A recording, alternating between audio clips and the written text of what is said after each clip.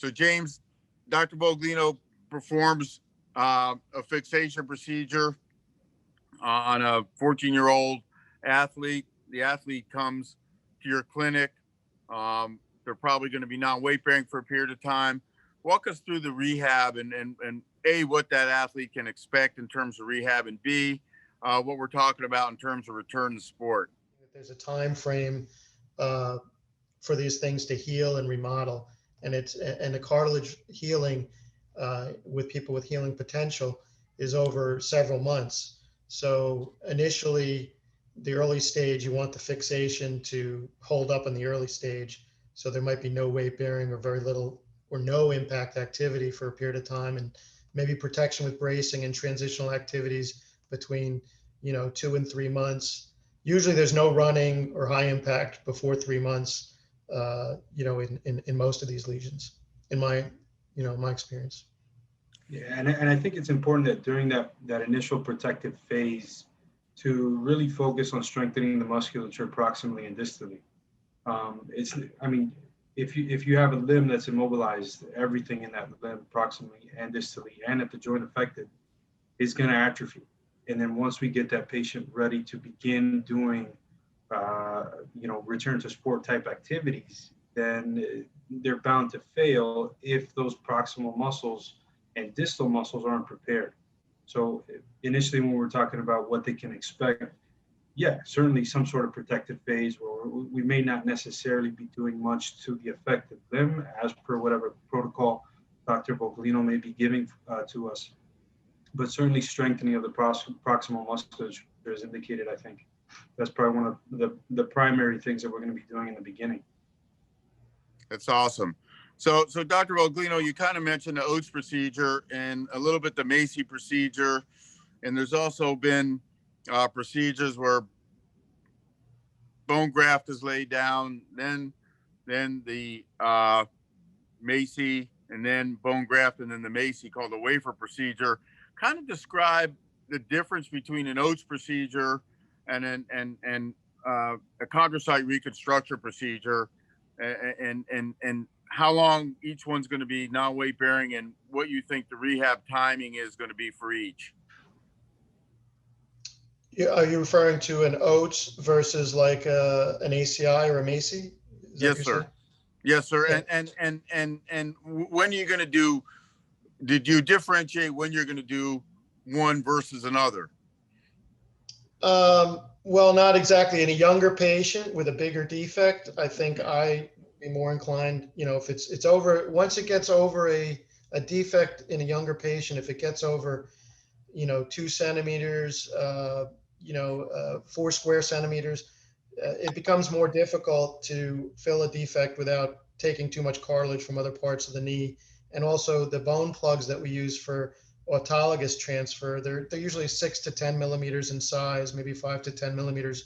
And if you're using several of the, after, using 2 sometimes or 3, but if you have to use more than 2 or 3 of them, it can be very mechanically less stable. They're press fit. They're not usually placed with fixation, and the bone can remodel, but it's harder to get all the surfaces even. So larger defects, that's when I'd be thinking of these cartilage transplant type procedures where it's your own cartilage cells, but you have to come back in a second surgery. So that's the one thing the patient has to deal with, the defect they have, and wait till the second procedure. And then after the second procedure, it is a longer recovery. And I think I'm more cautious with something like that. I don't have a high volume of those in my practice, but just from what I know about the cartilage healing, remodeling, it's going to take, even after the 3 to 6 months, there may be more remodeling going on with those cells trying to stabilize. So going through all that, I wouldn't push someone to sports activities probably before 6 months or later. Controlled rehab is one thing. I'd certainly push swimming and biking on those patients. The Oates patients, if they heal well in the first 2 months or 3 months, in my mind, it's more akin to a fracture healing.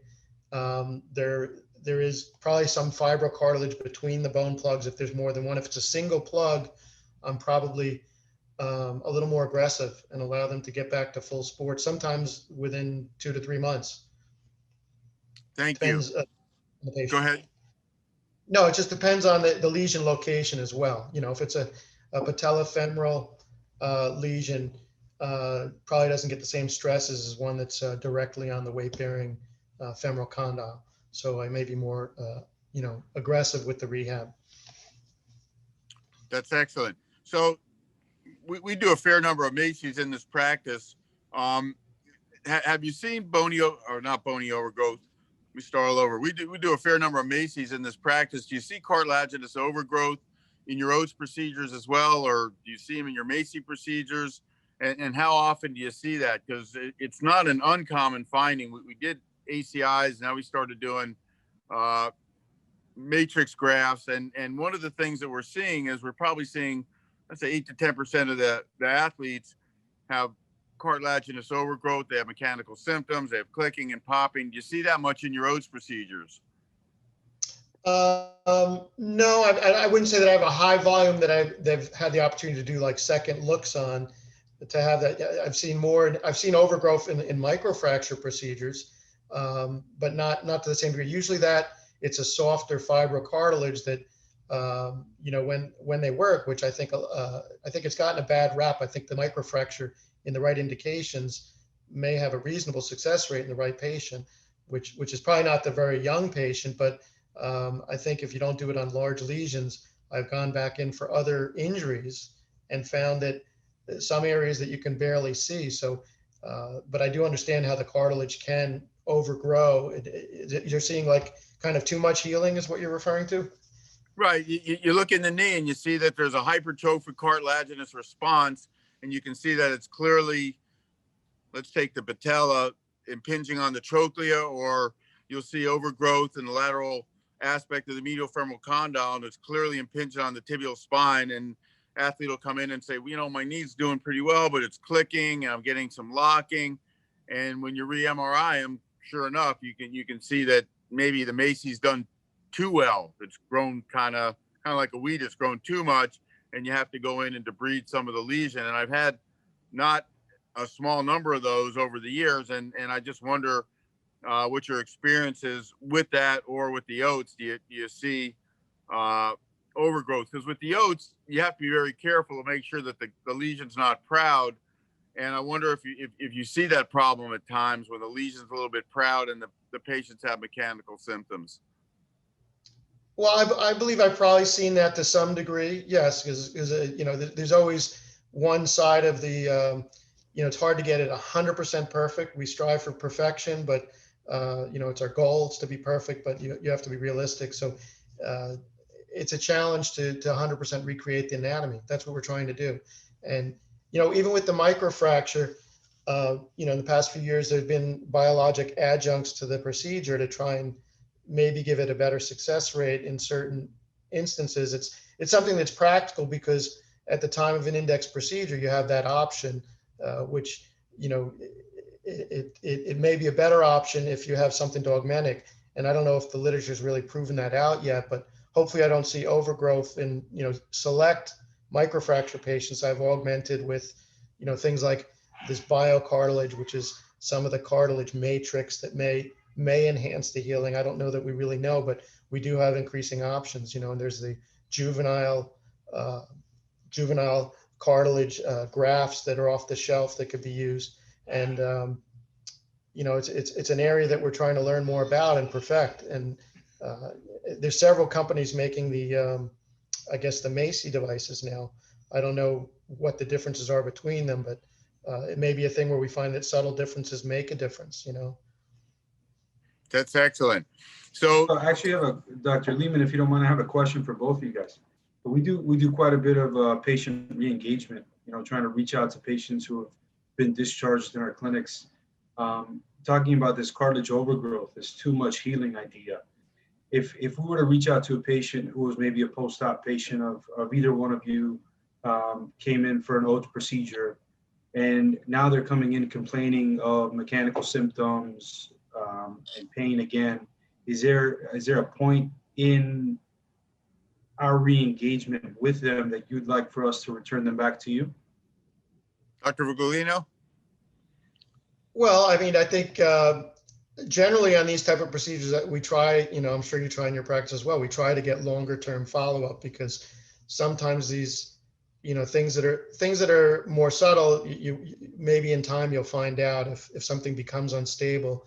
But if someone's not progressing as expected, that's when, we appreciate the communication back from the therapist. Sometimes the patients don't know.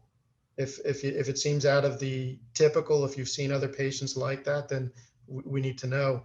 I think it's hard without imaging or a follow-up arthroscopy, uh, to know. So if there's mechanical symptoms, then I'd be suspicious. If there's mechanical symptoms that remain, we'd have to want to look more. Okay. James, I think it's a good question. I think if when the therapist, especially in St. Louis, when the therapist evaluates a patient and they feel like they're not sure, yes, we want to see the patient. And frequently what I'll do is I'll say, hey, why don't you, patients coming in, give me your schedule. Why don't you come in and we'll take a look together, because for me, it's very helpful. I really depend on our physical therapy crew a lot. We do a lot of pro kids, and that feedback is really important.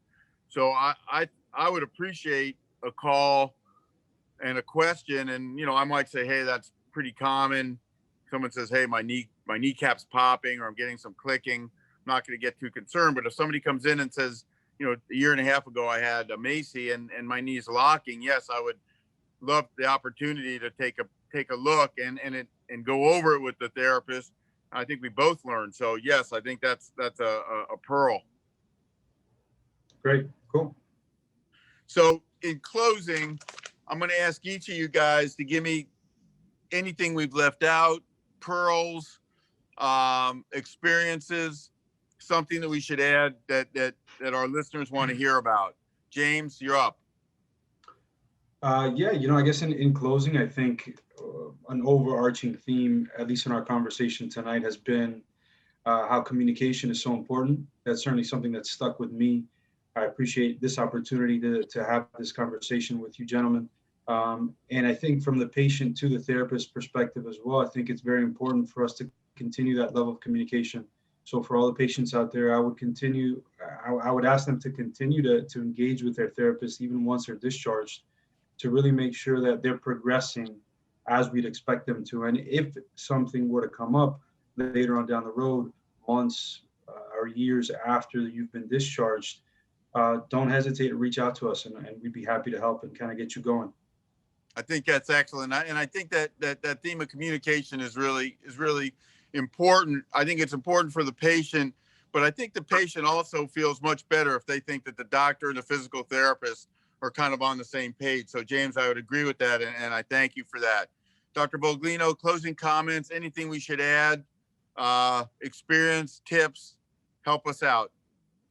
Well, I mean, just in summary, I think that it's important for patients to recognize that there's a wide range of these cartilage surface lesions, and whether you're the 20-year-old or the 50-year-old that's had one or been diagnosed with one, you have to have an understanding that we've talked about a lot of different things that could be done, procedures that involve a period of rehab, and it's really a lot is at the discretion and judgment of your surgeon at the time, putting all the information together, because we have all these choices. Many people do well with a more minor procedure, just a chondroplasty or smoothing out the cartilage. And there's nothing wrong with that. There's even some juvenile patients that could have a small loose body, and the best treatment might be simply just removing that from the knee. But we're fortunate that we have a lot of options that we can do for bigger defects and to help patients. And as a team, our goals are to get everyone back to the highest activity level they can. In the future, as we add more biologic elements to what we do, we may be able to with more longevity and fewer overgrowths and things like that, recreate the anatomy that was damaged. There's something coming, there's an article in one of the recent journals about 3D bioprinting, which, could you just imagine, what that would involve? They're actually experimenting with it now, and it's out there. It's just not in clinical practice, but it may be in the next 5-10 years, where they could actually print cartilage and bone viable materials in the operating room for a particular patient's knee. I mean, I just couldn't imagine that, but they're actually doing that in the lab, and it's been implanted in rabbits and mice. So down the road, it may help us. So there's a lot of options. Just have to, part of it, we rely on the communication of the patients and the compliance, and it's delicate what we do, and it's all worth it because the goal is to create something that's strong and functional and long lasting for the patient.